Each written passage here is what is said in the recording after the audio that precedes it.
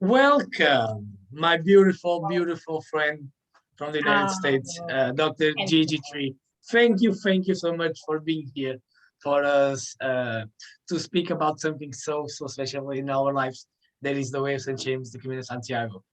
Thank you. It's so uh, big pleasure to have you here to share oh, our the love for the Camino. pleasure is mutual, my friend. The pleasure is mutual. Thank you, thank you. So, Gigi, let's start from the beginning. Uh, Talk us a little bit about you and how was your introduction to the Camino? How did you find out about the Camino? What drove you uh, to walk the Camino, to be on the Camino, please? Well, my husband and I were both professional musicians, and so we do a lot of traveling in Europe, primarily in the summer, to perform. And so, being in Europe, you hear about people walking and this and that and the other, and so I started investigating it, and I'm thinking that sounds kind of interesting. I might want to do that. And the more I talked to people about it, the more I found that I really wanted to go do it. And I talked to my husband about it and say, "Hey, Mark, would you like to go walk across Spain with me?" And you see, when Mark and I travel for our music, we have our instruments, our French horns, and our performance wear, which is tuxedos and formal stuff. So we don't travel light; we travel pretty heavy, and we travel first class, and you know, so walking across a country with a backpack is not something that he had any desire to do. And he said, "Honey, you go ahead, but I don't want to." And so I said, "Well, okay, I'm going to plan it. I'm going to do it." He says, "You got my blessing. Go for it." So I had planned to walk the Camino the year that I retired. So I had a couple of years to plan it.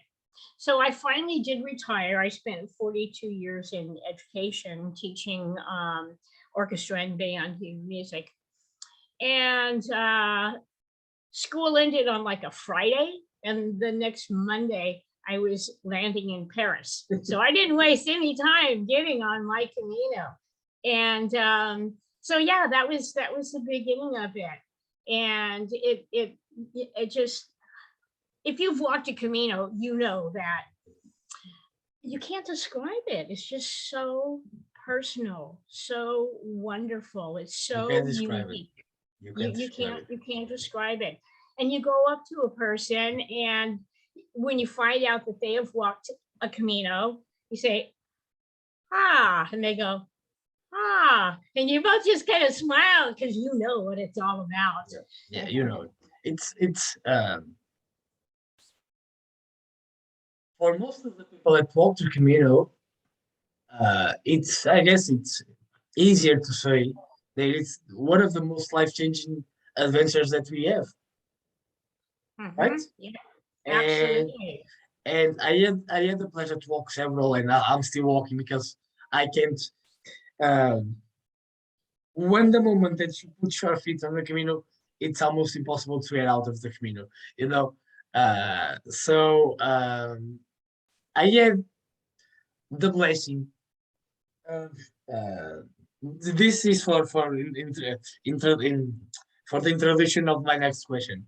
Um, the pleasure of the fact of the first pilgrim ever that I met while on the Camino, not before or not after, while on the Camino.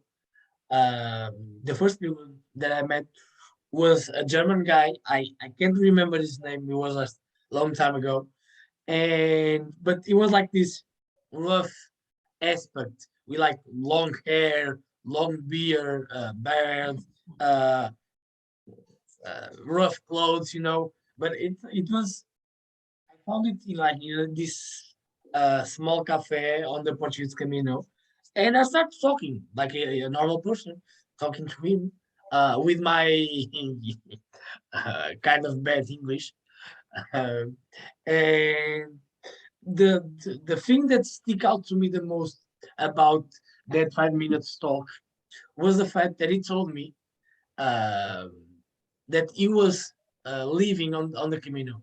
He lives on the Camino, and for the time being, it was like 9 years and 4 months living walking on the Camino, just living walking, and that Whoa, was the first pilgrim that I met ever while on the wow. Camino. And to have like this as your first big impression or your first introduction of the Camino, I don't know, was kind of a bigger deal for me because it was for me to say to myself, okay, there's something here, there's something here, and that was really special for me. So, did you remember what was uh, your first steps on the Camino, or what was your first big moment while walking the Camino? I had done so much research prior to walking. I mean, I read everything I could find. I saw every YouTube video, everything. I really researched it. And so I think when I finally got all the connections between, Paris to Barrett's to Bayonne, and then the little train to Saint Jean Pied de Port, I stepped out of the train and I walked out of the train station and I saw my very first yellow arrow and scallop shell. And it was like, I can't believe it. I'm really seeing one of these in person live. That was amazing, an amazing, exciting point in the beginning of my Camino, the very beginning, That's seeing that amazing. first yellow arrow. And it's interesting. The first couple of days that you're on the Camino, you're always looking for those arrows. I mean, you're like, did I miss one? And you have this anxiety about these arrows. I gotta follow them. Where are they? And then after you get into the rhythm of it, it's kind of like you got these little radar things, and you don't even have to look for them. They're just there. And you even go, oh, okay. It's not a big deal. But yeah, seeing my first arrow, that was amazing. And they say that your Camino does not end in Santiago, it begins in Santiago. And that is so true. My first part of my Santiago life was walking the Camino Frances. And then it really started at Santiago. And I will be going back for my fifth Camino in 5 years in June. So I am a habitual pilgrim, a lifetime pilgrim. It just, I don't know, it's just such a wonderful experience. It's, again, it's hard to put it into words, but once you've been there, once you've experienced it, and you've received the wonderful blessings that the Camino bestows upon you, you're drawn to it. You just have to return. You have to. That's amazing. That's amazing. So now talking about the Camino is so special for us. Um, what uh, what have what so what the Camino had given to you for you to feel like me, to feel that we need to get back to Camino, what the Camino had given to us. So what is in your opinion, what the Camino had given to you for you to feel like me about it? Well, when you walk the Camino, you're like an infant, a babe, and everything is brand new. And you experience so much. You learn so much. You learn giving, you learn acceptance, you learn forgiveness, you learn trust. You learn so many lessons. And so as you're progressing through your infancy to adolescence to adulthood in your first Camino, by the time you reach Santiago, you have gained so much. You have you have been the recipient of so many blessings that now the Camino is part of you. You take ownership in it. The reason that I got to enjoy the Camino is because the people before me kept it alive. Now that I have been the recipient of the Camino, I now have the obligation to continue what others had started before me, so that future generations, future people can also enjoy it and receive its blessings. And so we all need to give back to the Camino, because without us, it's going to die. So we have this responsibility to do something to help the Camino, to pass it along to others. Your talents might be hospitality, so you can volunteer in an albergue or refugio, like you do. Your talents might be in the culinary industry, so you might want to work in a restaurant or a cafe or a bar or something on the Camino. Your talents might be in organization and tour and that type of stuff. And so you maybe want to organize tours to promote the Camino. For me, as an academic, I've done a lot of writing, a lot of research and writing in my area. So I had a writing background. And so I was examining, what can I do to give back to the Camino? And that's how I came upon the idea of writing books, of telling about the Camino. And I'm in the process of writing my third book, as you're aware, and you're in it. You're in a chapter. Oh, thank you so much. But I feel so blessed to be on such a lovely book that I'm sure that will be.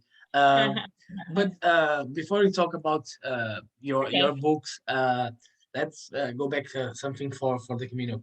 So I like to say the Camino, it's like a metaphor for our lives. So on the Camino we have good moments. We have not so good moments. We feel sad. We feel happy. But the good outweighs the bad in a long way. And but there are challenges that the Camino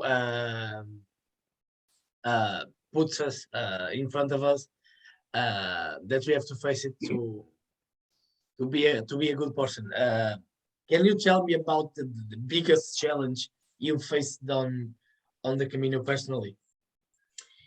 Well, you were actually on the phone when all of this happened, but last year I did walk the Portuguese Camino, and that's where I met you. Yeah. And we had some fun times. You really opened my eyes to some beautiful stuff in Portugal. That cathedral up on the mountain, wow, Yeah. that was incredible. But anyway, as you're walking the Camino, you get into the villages and you just want to stop.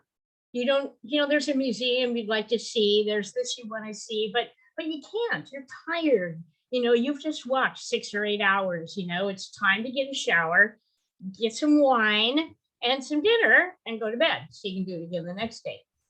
And so there were a lot of places in Portugal that I wanted to revisit. So I had planned, when I got to Santiago, I was going to spend a few days there, and then I was going to get rent a car, and then take about a week going back through Portugal, come see you, and then make it all the way down to Lisbon, and then fly from Lisbon back home. And so I got into what's the name of that little village where we had lunch? What's the name of that village? Lima. Ponte de Lima. Right. And so I had rented the little apartment there, and there was a washer and dryer in it, so that was wonderful. So I threw all my clothes in the washer dryer. I had poured myself a glass of wine, and I was sitting down to do my social media, and I got a phone call, and it was a really bad connection, and the person on the other end said, you know, are you Dr. Gigi Tree? And I'm like, yes. Well, your husband has just been taken to the hospital with a heart attack, and then all this static, and the line was dead. It was gone. It's like, what? My husband had a heart attack? Where is he? What? I couldn't get a hold of anyone. Of course, I tried calling his phone. You know, he couldn't answer, obviously. So I called some friends. I called my rabbi and I called my friend Lisa and said, this is the phone call I just got. Can you find out what's going on? And then I called you and I said, I can't reach you tomorrow. This is what's happened. You remember all this, right? Yeah, I remember. It was Perfectly. pretty. It was, yeah. So I said, okay, I can't do anything tonight. I don't know what's going on, but I do need to change my airline ticket. So I did all the stuff. You know, I figured out how to fly from Porto down to Lisbon, turn the car, blah, blah, blah, blah. So I finally get down to Lisbon the next day to go get my airplane to go back to California. And there's mass confusion in the airport, just mass confusion. Everybody's yelling and it's crowded and they're pushing and anger. And you know, I just come off of 8-9 weeks of walking a peaceful Camino, and to be in all this turmoil, it was almost too much. And so I found out that all of the East Coast was in a weather situation. Yeah. And there were no planes going in or out. So the plane that I was scheduled to be on was still in New York. It couldn't get to Lisbon to go back to New York. Everything was shut down. So there was no way that I could get out of Lisbon. I couldn't go anywhere. So as it was my turn to come up to the counter, I told the one young woman, I said, you know, I understand that no planes are going out. And what are my options? What can I do? And we just got to talking, and I said, you know, I just finished walking the Camino. And oh, you did? And you know, we got to talking about it, and she had walked a couple of times. She was you know, born and raised in Portugal, and she'd never walked a complete Camino, but portions of several. And she had been to Fatima and, you know, a couple of those things. Anyway, so we had a lovely conversation. And then I told her, I said, you know, I just got word that my husband has had a heart attack and he's in the hospital, and I'm really trying to get back to him. So what would you recommend I do?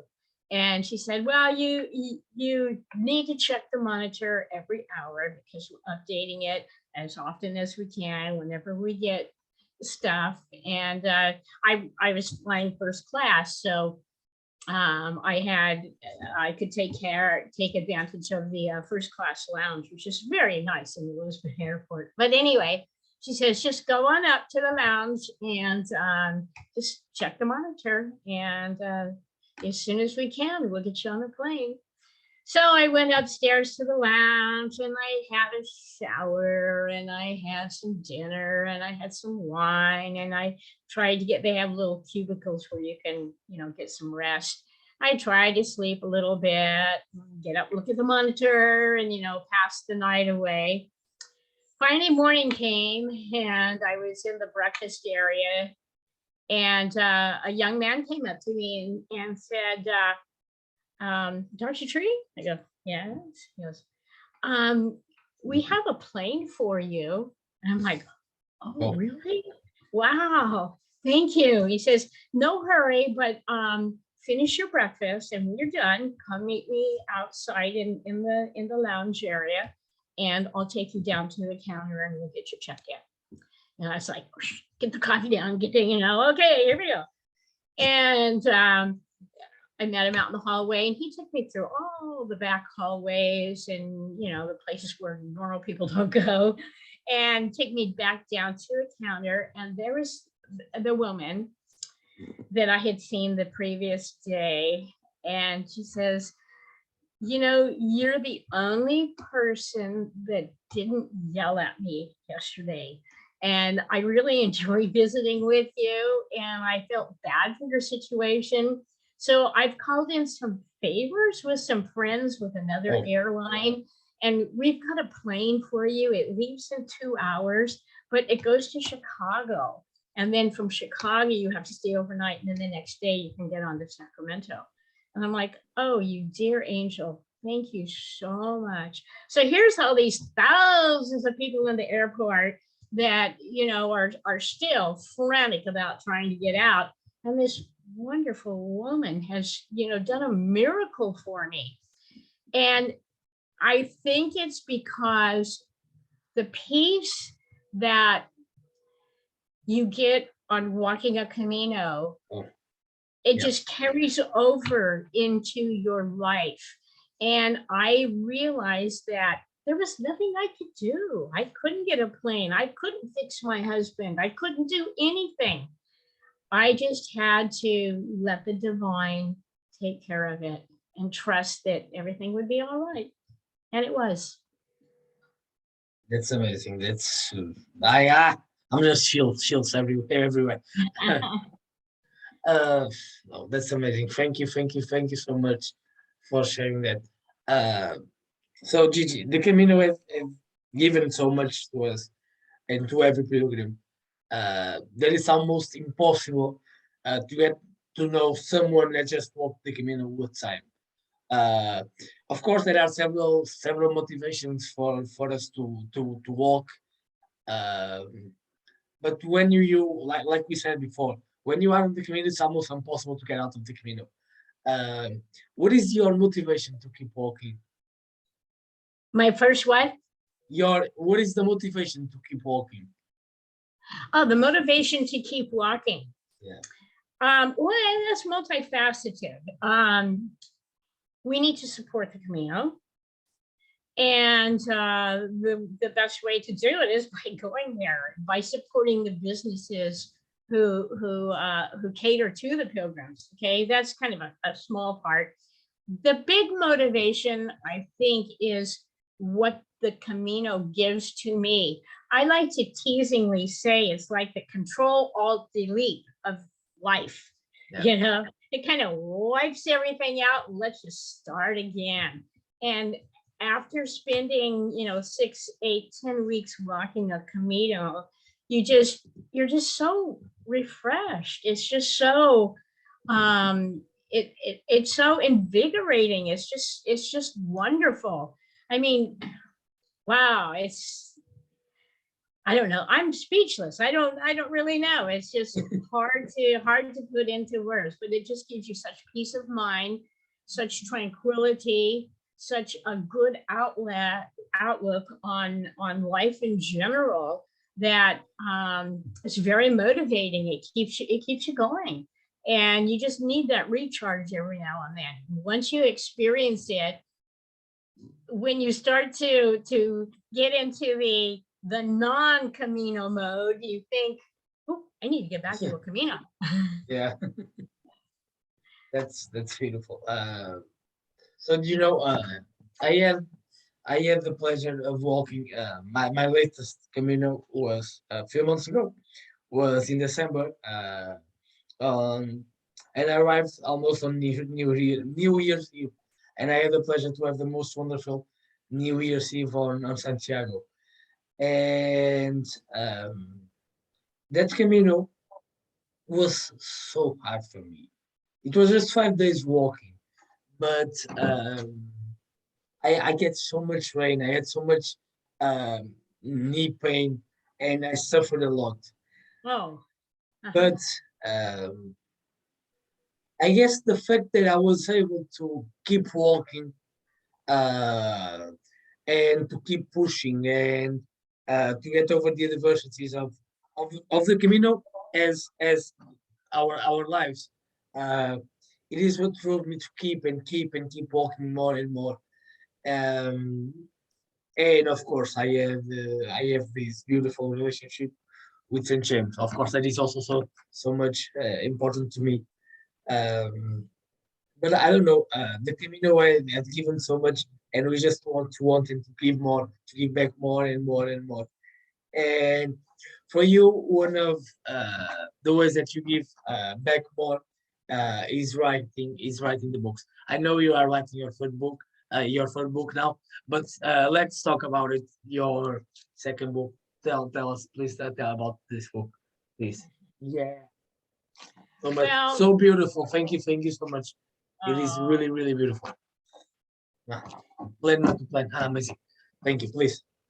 it's just my way that I can give back to the Camino. And if I inspire just one person to walk a Camino through writing my book, then that's all I could ask for. That's all I could hope for. And, we all have stories. And when you sit down and talk to people like yourself or like anybody you meet on the Camino, everybody has so many wonderful stories to tell. And I do take the time to sit down and visit with people. And that's what I write about in my books is the people's stories. What has happened to them along the Camino? Who have they met? What happened?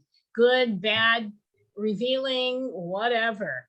And the stories and the people are the Camino. And so that's what I'm sharing. And that's what I wrote about you is, this wonderful person that called me up on the phone when I was in, where was I? He said, I hope you don't think I'm stalking you, but Almost arriving in Viana do Castelo. that was so fun. That was nice. No, because let me tell your audience what happened because this is really a fun story. So I'm walking the coastline of Portugal and I get this text from a person that, is kind of following my adventures. I do videos and pictures and things on my Facebook, on social media. And so then I get into the village and my phone rings and I go, hello? And the person says, you don't know me, but I've been following you on your Camino, and I'd really like to meet you, and I have something to give you. And so here I am, a single old woman in a hotel, and this young man is calling me up saying, hey, can I meet you somewhere? I'm like, okay. Yeah, well, come meet me at my hotel, I guess. And so as soon as I saw you, it was like, oh, what a dear, dear young man. How could I have had any apprehension about this one? And so we met and visited, and you brought me, let me get just a minute. And you brought me this, remember? Yeah, I still have it.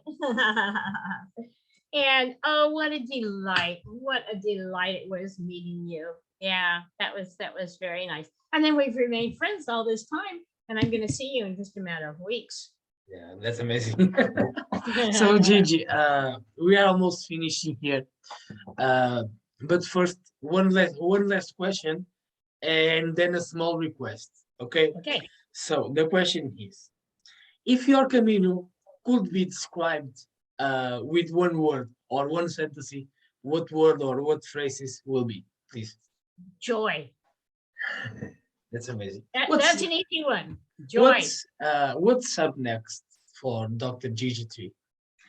I fly into Madrid on the 13th of June, and I'm going to walk the Camino Levante.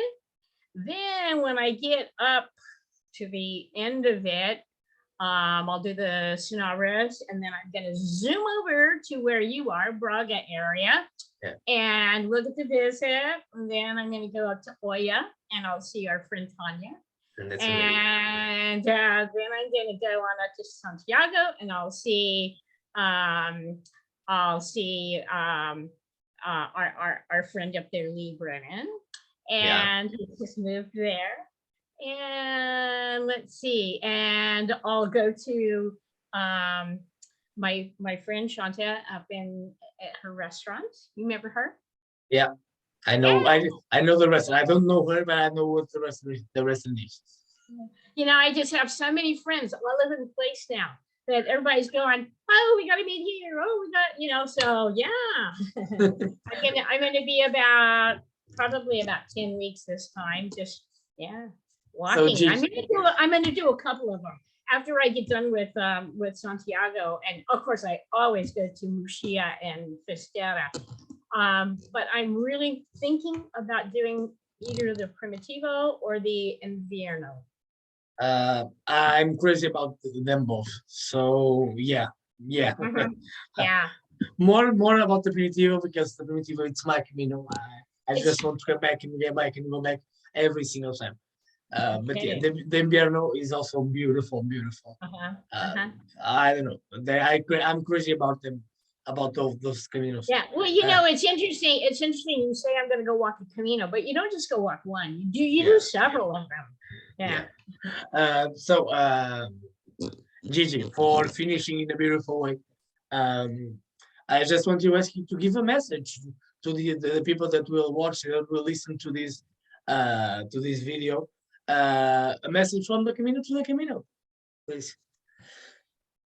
I'd say one word to everyone: go walk a Camino, please.